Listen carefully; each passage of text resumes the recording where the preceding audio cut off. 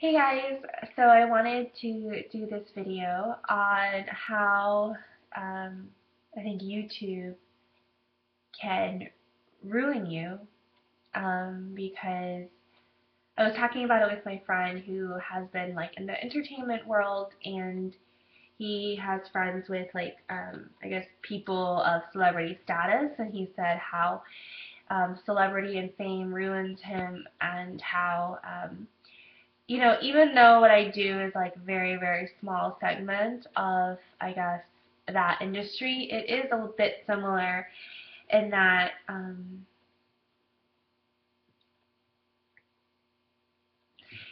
you become successful and um, famous, or not fame, but you become successful or famous, and all of a sudden, people want to get to know you, people want to be your friend, and they're so interested in you, and then once you're no longer of value to them, they drop you like that. And he says that happens in like Hollywood and like movies and music all the time. Like if you have a great hit, they love you, but if you don't, they don't really care about you anymore. And everyone is in it for their own benefit. And when you blow up, things are going really well, but a lot of times people don't know how to handle the fame. And then when it doesn't go well, people turn to drugs or they get depressed. Or whatever, because they can't deal with the yo-yo-ness of that life. And he's also saying how if you do become successful, you become almost you know a a sardine in a can. You're just kind of going with what people are telling you, with what you're getting paid to do, all this stuff. And I think it's kind of like YouTube in a sense, how a lot of times people are only going to talk about a product if they get paid for it. And I can see both sides of that because, I run a business and I am a YouTuber, and I understand how much effort and time it takes to build a channel, and obviously why do it for free when, this is your full-time job and you put your hard-earned effort. But I also think it gets to the point where if this is all you make your money from, I think it's a very, sometimes almost dangerous place to be, because your income is based on pushing product all the time, right? And I think there is a delicate balance between being authentic and yourself and also pushing product. It's late. Um, so, um, I've always said that I never want YouTube to be my full-time job.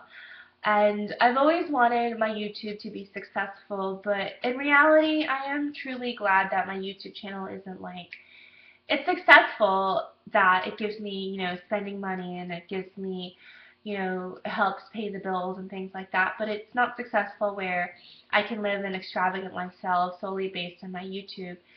And I'm really thankful for that, that it's at the point it is now, and it's not super successful, because I feel like if it were super successful, I would have lost a part of who I am. I would always be concerned about sponsorships or, my opinion on products, and I just feel like I would always have to make a video that would have to be sponsored, because, you're always trying to, make more, right? You always want more views, and there's just so much pressure to create things for entertainment value versus to create things because you just want to help people or you think it'd be a good video to make.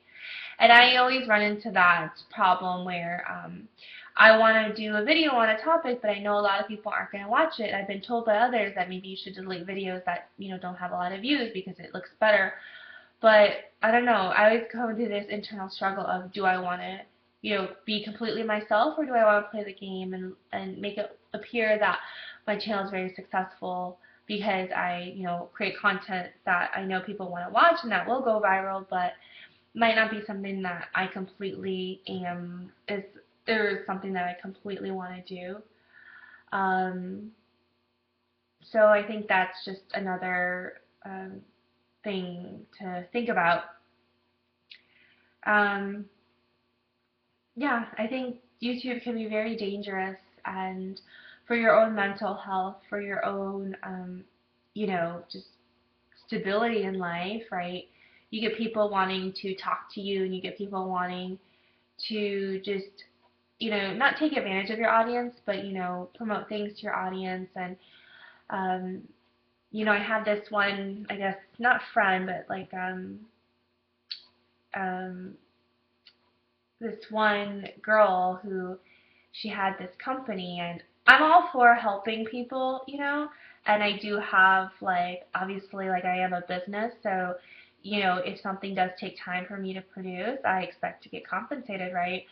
um, but the only reason why she ever wanted to talk to me or to hang out with me was so that she could talk to me about her company and so that I could promote it for her.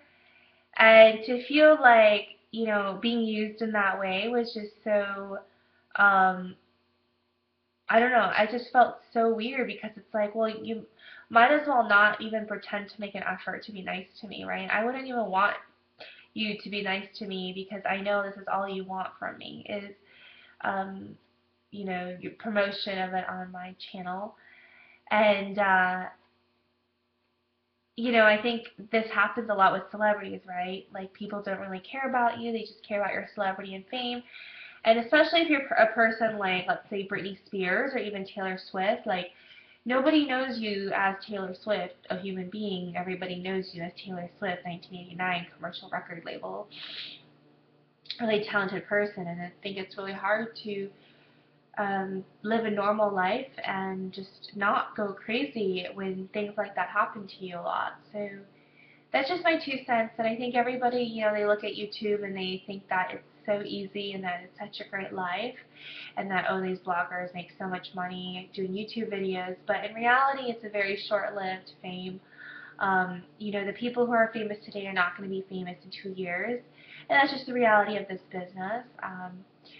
And I think it's really good to just keep yourself humble and not, like, spend a bunch of money on things that you can't afford, and um, not go crazy if you don't become a success. Just, understand where your roots are, understand who you are as a human being, not just a prop or some kind of business in itself.